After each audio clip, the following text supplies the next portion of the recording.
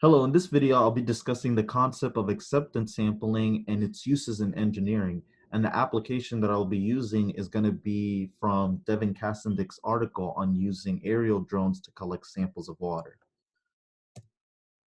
So according to the readings in the Devore textbook on page 708, acceptance sampling is that part of statistics dealing with methods and for deciding whether a consumer should accept or reject a lot. So on the generic OC curve is pretty much a summary of the samples that were collected from multiple drones at, uh, let's say, a random lake.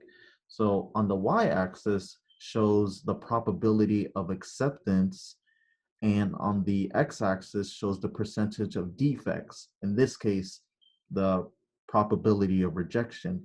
And these points, A, B, and C, show the correlation between the probability of a specific lot versus a probability of another lot that could either be rejected or accepted. So in Castendyk's article, it pretty much explains how uh, these drones are able to collect these samples of water.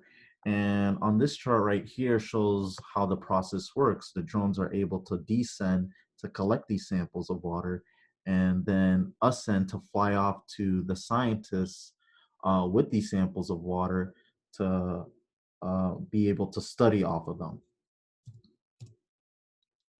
So on the last slide right here shows a chart that shows um, the idea of how acceptance sampling works. So say multiple drones collected samples of water. If the water that was collected from a group of drones were too diluted, or say a couple of those drones were malfunction, then the group of drones would reject. So the samples would be rejected.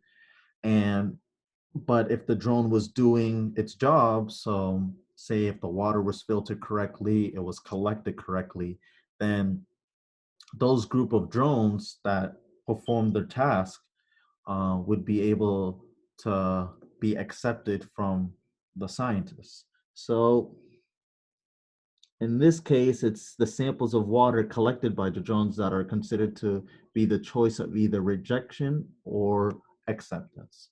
So that's really how the concept of acceptance sampling works in regards to aerial drones.